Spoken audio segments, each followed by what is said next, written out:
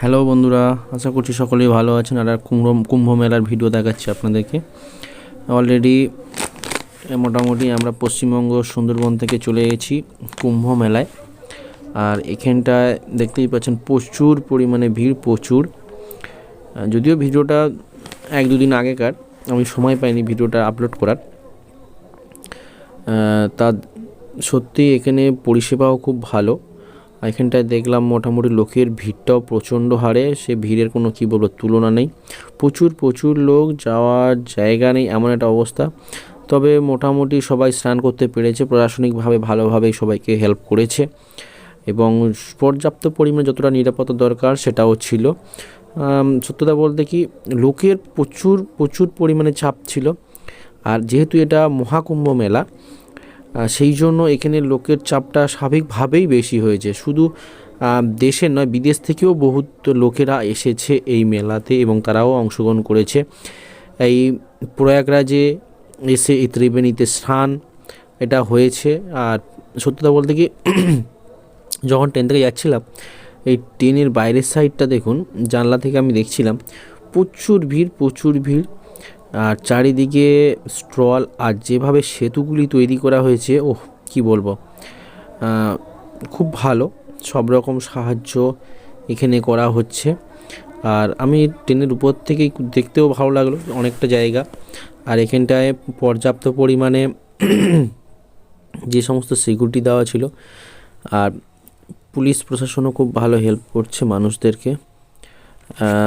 সবথেকে বড় জিনিস, স্নান যেহেতু এটা কুম্ভ অর্থাৎ কলসকে কেন্দ্র করে, একটা পৌরাণিক তথ্যকে কেন্দ্র করে এই মেলাটি সূচনা, যে অমৃতটা জলে পড়েছিল কলসি থেকে এই সমুদ্রের, তাই এইখানে পবিত্র স্থান বলে মানা হয় এবং সবাই এটাকে আমরা স্নানও করি। এই পৌরাণিক তথ্যের উপর ভিত্তি করে, গল্পটা যেহেতু অনেক বড়, আমি ছোট করেই বলে দিলাম, ভিত্তি করেই এখানটায় এই অনুষ্ঠানটা সূচনা। আর বহুত পুরাতন এটা, মানে খুবই পুরাতন। তা বেশ ভালোই লাগলো। আর চারিদিকে দেখতে পাচ্ছেন স্টল করা, কত সুন্দর স্টল, চারিদিকে লোকের ভিড়, রাস্তা করা মাঝখান থেকে, চারিদিক দিয়ে যাওয়ার ব্যবস্থাও আছে মোটামুটি। এখানে সব রকম ডাক্তারি পরিষেবা, থাকার ব্যবস্থা। আর এই যে ড্রামগুলো দেখুন, এই ড্রামগুলো হচ্ছে এখানকার লাইন টাইপের করা, এগুলো মানে যাওয়া আসা করার জন্য। এরকম অনেকটাই পথ করা আছে অ্যালুমিনিয়ামের, এখান থেকে যাওয়া আসা করতে পারবে। আর এখানে মোটামুটি যে রাস্তাটা করা হয়েছে, শক্তি মানে কি বলবো, খুবই ভালো রাস্তা, যে ভয় লাগবে পড়ে যাবে এরকমটা কিছু নয়। তবে এখানে রোদের মুখ দেখা খুব মুশকিল আর কি, সম্পূর্ণ কুয়াশাচ্ছন্ন অবস্থা যেন দেখেই মনে হয়। একটু আধটু রোদের ভাবটা দেখা যায়, মানে খুবই কম বলা যায় রোদের ভাব দেখা যায়। তা বেশ ভালো লেগেছে এখানটায়, আমার তো ভালো লেগেছে। স্নানটাও হয়েছে সবার। আর আমাদের যেহেতু এটা উত্তরপ্রদেশ, আমাদের পশ্চিমবঙ্গ থেকেও প্রচুর লোক এসেছে। আর শুধু পশ্চিমবঙ্গ বলবো না, বললাম তো, যেহেতু বিভিন্ন দেশ থেকেও লোক এসছে, আর ভারতবর্ষের বিভিন্ন রাজ্য থেকেও প্রচুর পরিমাণে লোক এসছে এই কুম্ভ মেলায়, মহাকুম্ভ মেলায়। যেমন আমাদের পশ্চিমবঙ্গে গঙ্গাসাগর বা কপিলমুনির আশ্রমে যেরকম ভিড়টা হয়, সেরকম তার কি বলবো, অনেক মানুষ এখানে এসেছে সেখানকার থেকেও। যেহেতু এটা 144 বছর পর বলছে যে এই বড় মেলাটা অনুষ্ঠিত হচ্ছে, 12 বছর পর কুম্ভ মেলাটা হয়। পূর্ণকুম্ভ, মহাকুম্ভ, এরকম ভাগ আছে। যাই হোক, আমার ডিটেলসটা জানা নেই, যতটা মনে হলো।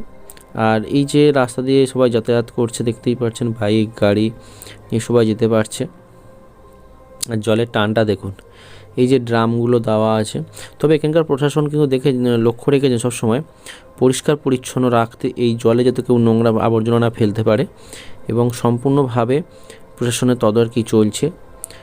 খুবই ভালো দেখলাম পরিষেবা, খারাপ কিছু নয়। সরকারি সমস্তভাবে সাহায্যও করেছে।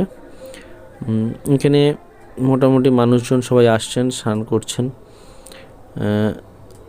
মোটামুটি স্নান করে এপাশে সাইডে যেহেতু ভিড় প্রচুর হচ্ছে, লোক এখনও আসবে, কেননা এখনও তো সময় আছে বেশ কিছুদিন, এখনও প্রচুর লোকের ভিড় হবে, এটা বোঝাই যাচ্ছে। এটা তো প্রায় 1 মাস তো হবেই, সম্ভবত ফেব্রুয়ারি 26 অবধি মনে হয় স্নানটা আছে, এর মাঝে কিছু কিছু ডেট আছে, আমার ঠিক সঠিক মনে নেই।